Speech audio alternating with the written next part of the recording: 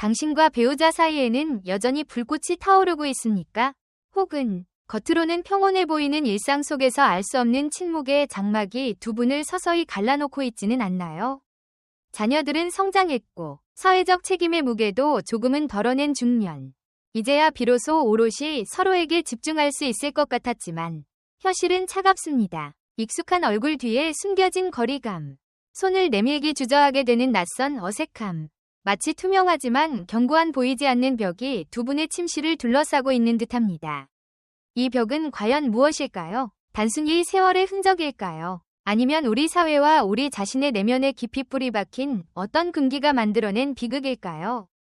이 글은 단순한 부부관계 상담을 넘어 중년 부부의 친밀감을 은밀하게 질식시키는 사회적 통념의 족쇄와 개인적 두려움의 그림자를 해부하는 충격적인 탐사 보도입니다. 지금껏 아무도 감히 입 밖으로 내지 못했던 불편하지만 직시해야 할 진실을 우리는 바로 지금 마주할 것입니다.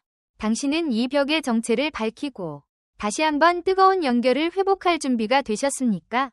이 글은 단순한 잠자리 이야기를 넘어 중년 부부의 친밀감을 잠식하는 사회적 통념과 내면의 속삭임을 파헤치는 탐사 보고서입니다. 우리는 지금껏 아무도 감히 건드리지 못했던 금기된 영역의 진실을 마주할 것입니다. 1. 사회적 통념. 나이듦이라는 허상과 억압된 욕망. 우리 사회는 노년의 사랑과 욕망에 대해 침묵을 강요하는 교묘한 장치를 가지고 있습니다. 이 나이에 무슨 사랑 타령이냐. 점잖지 못하게. 애들 보기 부끄럽지도 않나. 같은 무언의 시선과 말들이 바로 그것입니다. 이러한 사회적 압력은 중년 부부에게 나이듦이라는 보이지 않는 감옥을 씌워 그들 스스로가 자신의 욕망을 억압하게 만듭니다. 첫째, 성숙함이라는 가면 뒤에 숨겨진 욕망. 사회는 중년에게 성숙함과 절제를 요구합니다. 이로 인해 많은 부부가 배우자와의 육체적, 감정적 친밀감을 표현하는 것을 철없는 행동이나 젊은이들의 전유물로 치부하며 스스로를 검열합니다.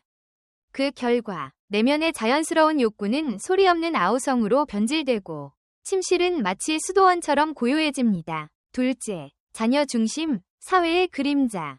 자녀들이 독립한 후에도 부부관계는 여전히 자녀 중심으로 돌아가는 경우가 많습니다. 부모로서의 역할에 대한 사회적 기대는 부부가 자신들의 친밀감을 탐색할 시간과 공간을 빼앗습니다. 자녀들이 부모의 친밀한 모습을 상상조차 하지 않으려는 무언의 압력은 부부 스스로가 친밀감을 표현하는 것을 금기시하게 만듭니다. 셋째, 보이지 않는 존재가 된 중년 여성의 몸. 특히 중년 여성의 몸은 사회적으로 소비가 끝난 존재로 인식되는 경향이 강합니다. 외모 지상주의 사회에서 여성의 아름다움과 매력은 젊음에 국한되는 듯 보이고 이는 중년 여성 스스로에게 자신의 몸에 대한 깊은 자괴감과 거부감을 심어줍니다. 이 내면의 상처는 친밀감을 향한 문을 굳게 닫아버리는 주범이 됩니다. 2. 내면의 속삭임. 친밀감을 가로막는 개인의 그림자. 사회적 압력만큼이나 무서운 것은 바로 우리 안에 숨겨진 내면의 속삭임입니다. 두려움, 수치심, 그리고 잘못된 정보들이 복합적으로 작용하여 친밀감의 싹을 잘라냅니다. 첫째, 거절에 대한 두려움이라는 치명적인 독. 혹시 거부당하면 어쩌지? 내 배우자가 더 이상 나를 매력적이라고 생각하지 않으면 어쩌지? 이러한 질문들은 감히 먼저 손을 내밀지 못하게 하는 가장 강력한 장벽입니다. 관계의 오랜 역사 속에서 쌓인 작은 오해나 서운함조차 거절에 대한 두려움을 키워 결국 침묵으로 이어지게 만듭니다. 둘째, 변화된 몸에 대한 수치심과 자기 비하. 나이가 들면서 자연스럽게 찾아오는 신체적 변화, 주름, 늘어지는 피부, 체취의 변화 등는 많은 중년들에게 극심한 수치심을 안겨줍니다. 자신이 더 이상 매력적이지 않다는 생각은 친밀감을 회피하게 만드는 주된 원인이 됩니다. 완벽하지 않은 자신의 몸을 배우자에게 드러내기 싫은 마음이 관계를 더욱 멀어지게 합니다. 셋째, 지식의 부재가 낳은 오해. 중년 이후의 신체 변화에 대한 올바른 정보 부족은 불필요한 불안감과 오해를 낳습니다. 예를 들어 여성의 갱년기 변화나 남성의 성기능 변화를 문제로만 인식하고 치료 불가능하다고 단정 지어버리는 경향이 있습니다.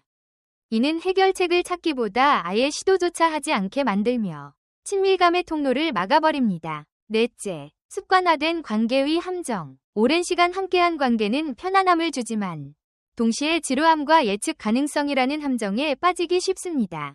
서로에게 더 이상 새로운 것을 기대하지 않고 노력할 필요성조차 느끼지 못하게 됩니다.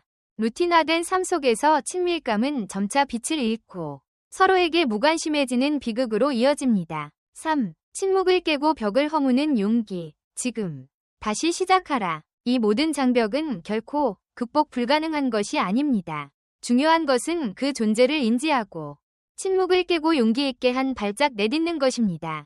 첫째, 사회적 통념에 저항하라. 나이듦 이 친밀감을 억압하는 허상임을 깨달아야 합니다. 사랑과 욕망은 나이와 상관없이 인간의 본질적인 부분입니다. 부부 스스로가 자신들의 친밀감을 지키는 것이 가장 중요하며 다른 사람의 시선보다 서로의 행복을 우선시해야 합니다. 둘째, 솔직한 대화로 내면의 그림자를 몰아내라.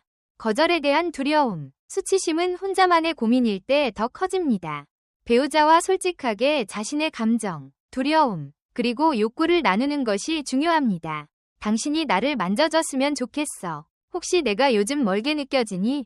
와 같은 작은 대화가 얼어붙은 관계의 벽을 허무는 첫 번째 망치가 될 것입니다. 셋째, 서로의 몸을 재탐색하고 이해하라. 변화된 신체에 대해 함께 배우고 새로운 방식으로 서로에게 다가가는 노력이 필요합니다.